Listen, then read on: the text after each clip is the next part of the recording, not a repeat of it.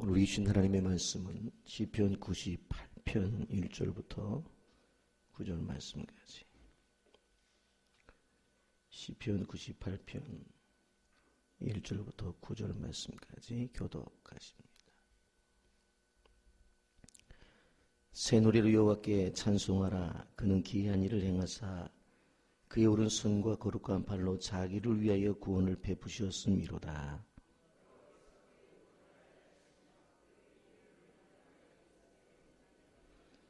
그가 이스라엘의 집에 베푸신 인자와 성실을 기억하셨으므로 땅끝까지 이르는 모든 것이 우리 하나님의 구원을 보아도다.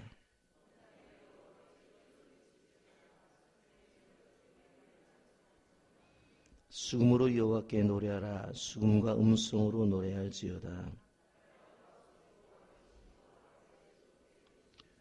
바다와 거기 충만한 것과 세계와 그 중에 거주하는 자는 다 외칠지어다.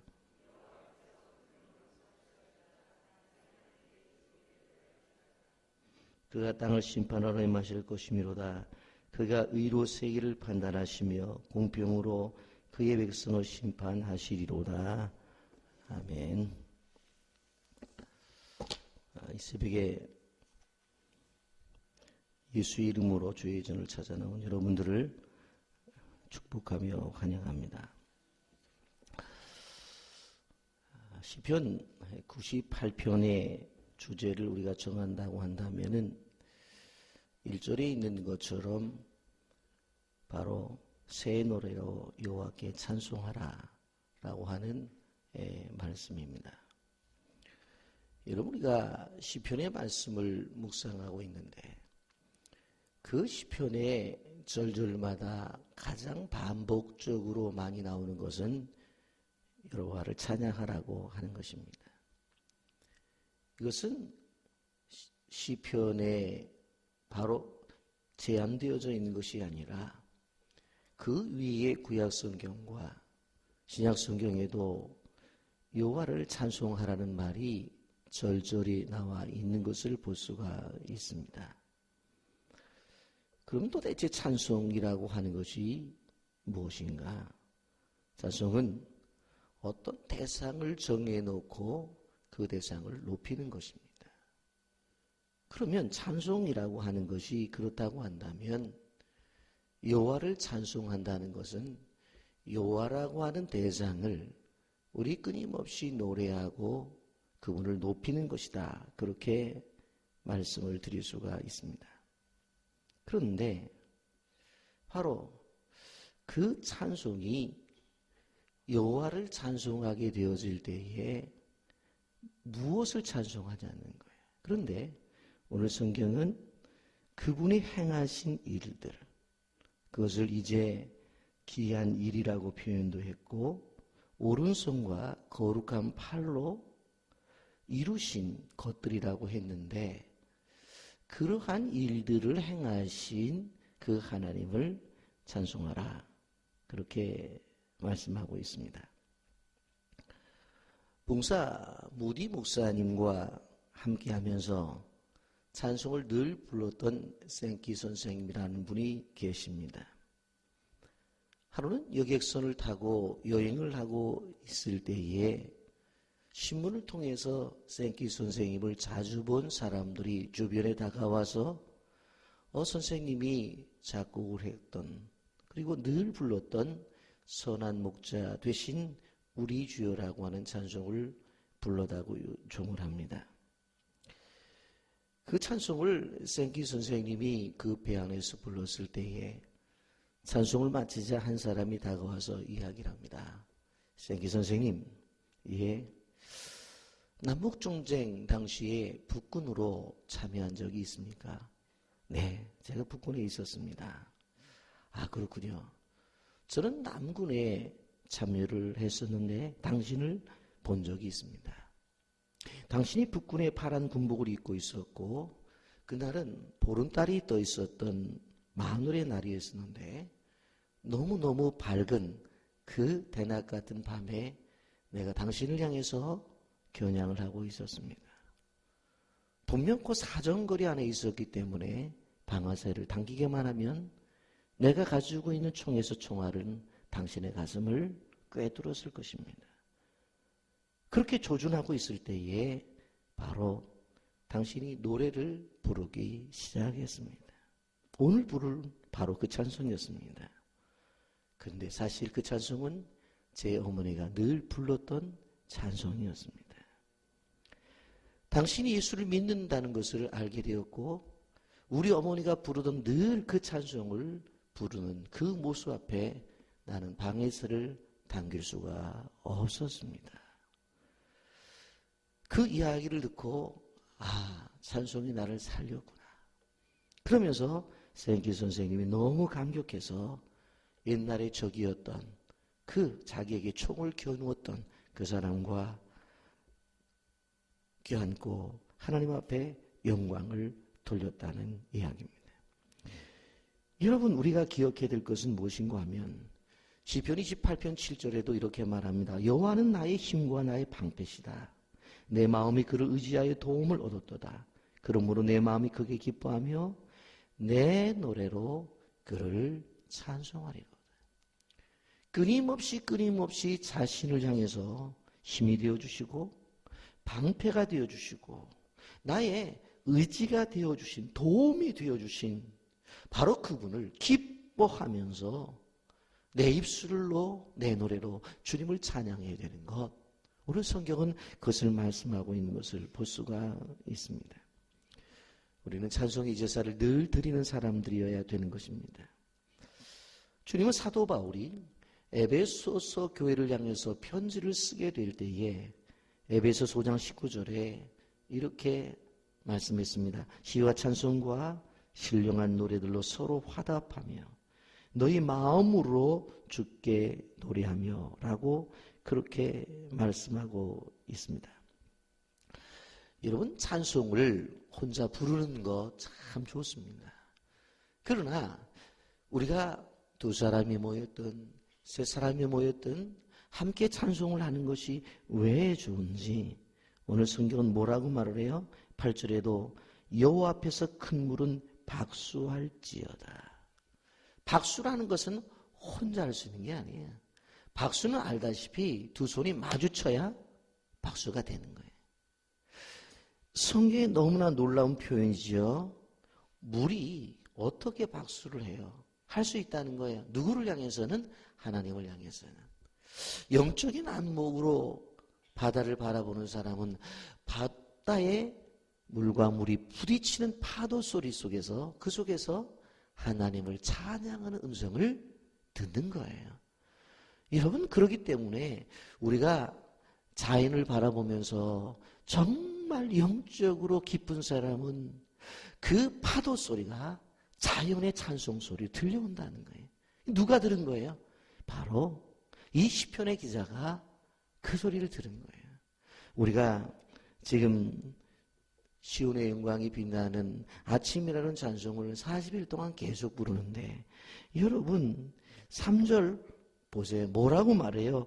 이 산과 저 산이 마주쳐 울려. 여러분 생각을 해보세요. 여러분 등산들 많이들 가시잖아요.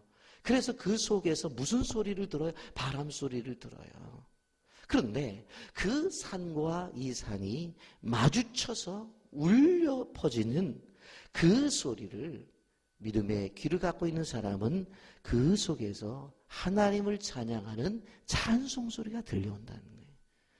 여러분, 이 새벽에 여러분들에게 주문하는 것은 저는 예수의 이름으로 이것을 주문합니다. 바닷가에 가서 파도 소리가 정말로 마주치는 소리가 주님을 찬양하는 그 자연의 찬송의 소리로 들려지기를 주님의 이름으로 축복합니다. 산에 올라갔을 때 이 산과 저 산이 마주쳐서 하나님을 노래하는 그 음성을 들기를 예수님의 이름으로 축복합니다.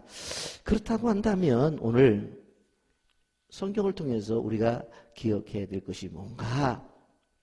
도대체 뭘 갖고 찬송하냐? 마틴 루터는 찬송은 하나님이 주신 가장 귀한 선물이다.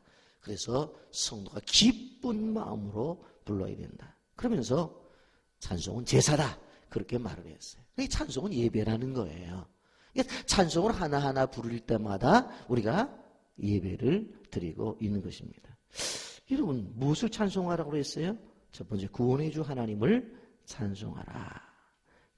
구원의 하나님을 찬송하라. 여러분, 오늘 이 첫 번째 우리가 묵상하는 부분을 아주 주의 깊게 여러분들이 듣고 생각을 해보고, 여러분이 항상 이러한 뜻으로 찬송을 해야 되는구나 하는 것을 생각해 봐야 됩니다. 여러분, 우리가 1절부터 3절부터 보게 되어지면 새 노래로 여호와께 찬송하라. 그는 기이한 일을 행하사 그의 오른손과 거룩한 팔로 자기를 위하여 구원을 베푸셨도다. 여러분, 중요한 말씀이 있습니다. 이게 뭐예요? 자기를 위하여 구원을 베푸셨도다 하는 것들을 좀 줄칠 필요가 있습니다. 3절에 가보면 이렇게 말하죠. 그가 이스라엘의 집에 베푸신 인자와 성실을 기억하셨으므로 땅끝까지 이르는 모든 것이 우리 하나님의 구원을 보았다. 이것도 표시해 놓을 필요성이 있어요.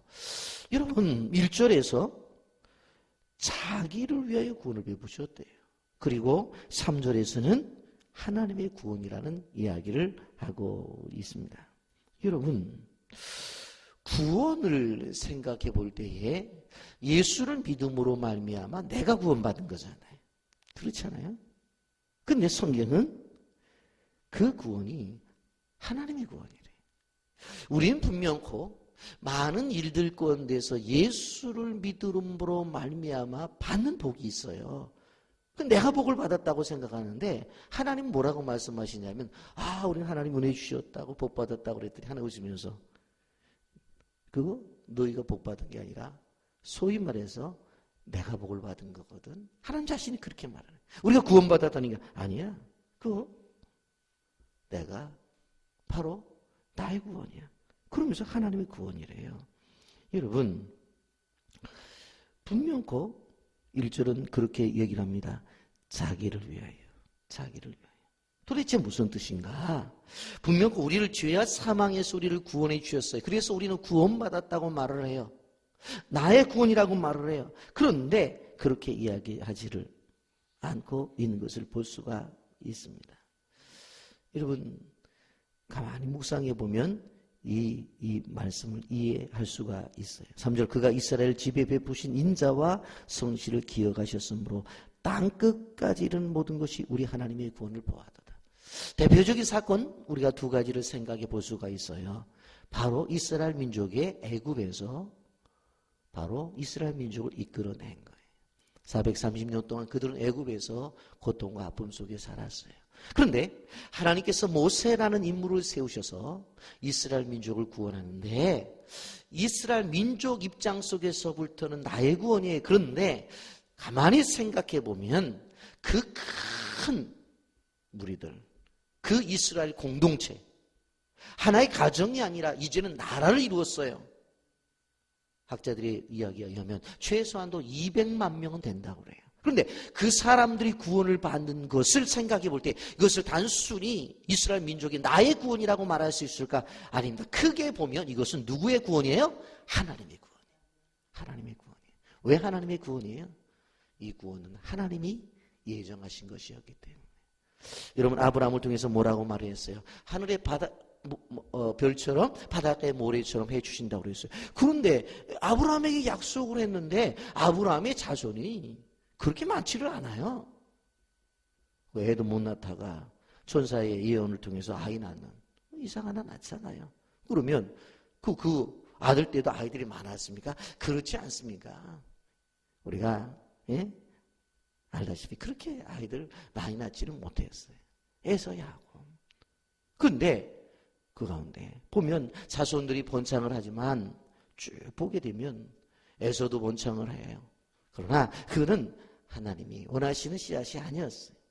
야곱이 아이를 낳죠. 12명이 낳아요. 12명이 뭘 하늘의 별처럼 바닷가의 모래처럼이에요. 그런데 그들이 어떻게 돼요? 기근으로 인해서 바로 애굽으로 이주를 하잖아요. 그의 아들 요셉이 총리가 되므로. 그래서 무려 430년을 지나게 되어지는데 그 고센 땅을 중심으로 해서 무려 440년 동안에 200만 명을 만들어내요. 그 누구의 역사예요? 하나님의 역사예요. 근데 그 큰 민족, 그 큰 공동체를 한꺼번에 이끌어내요.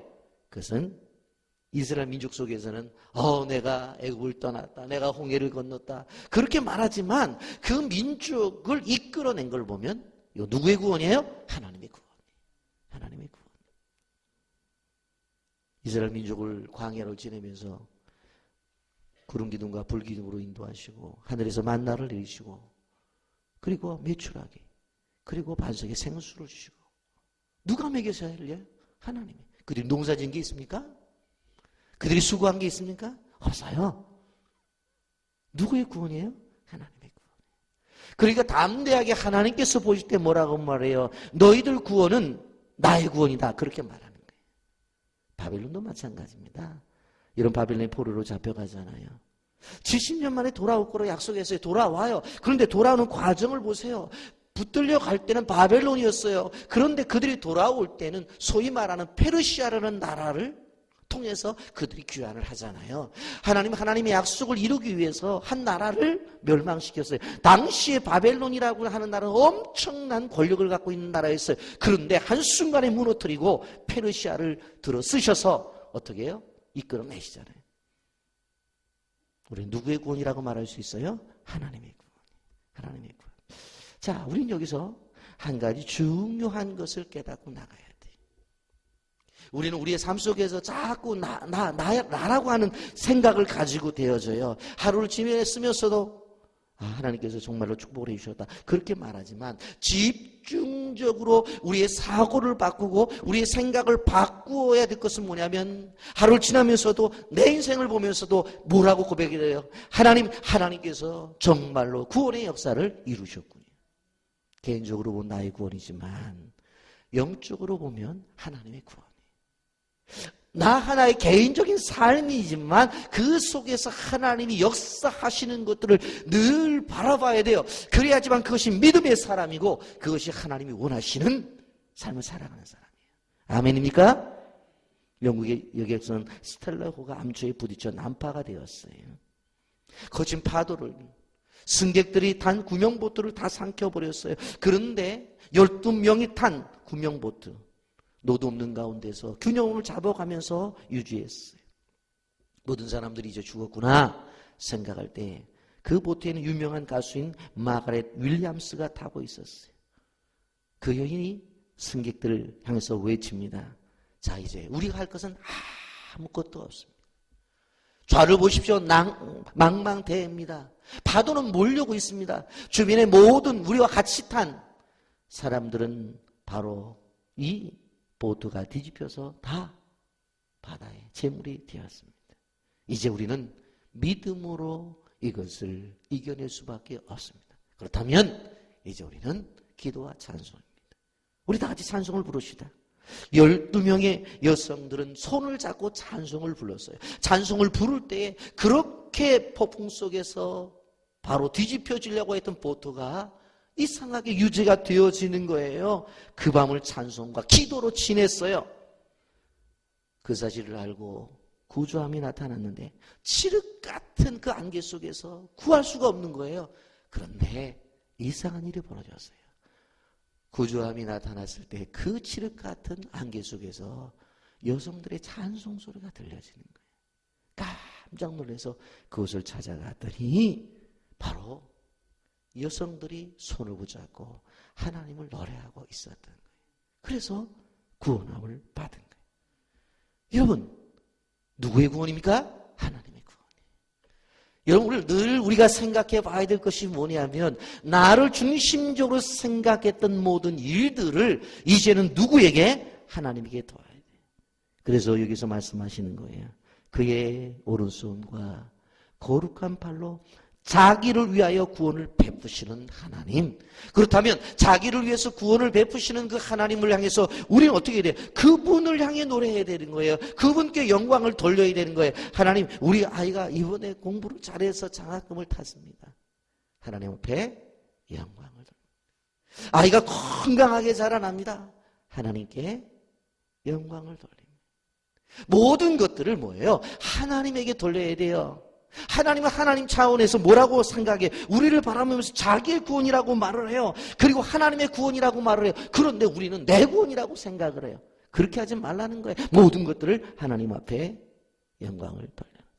두 번째, 왕이신 하나님께 찬송을 드리라고 그렇게 말합니다. 요한이 쓰는 찬송을 부를 때 활기차게 찬송하라고 그랬어요. 목청을 높이라고 그랬어요. 작은 소리가 아니라 큰 소리로 노래하라고 그랬어요. 여러분 4절에 뭐라고 말합니까? 온 땅이 여호와께라고 말해요. 5절에 뭐라고 말해요? 수금으로 여호와를 노래하라고 말해요. 그 다음에 6절에 뭐라고 말합니까? 여호와 앞에 노래하라고 말을 해요.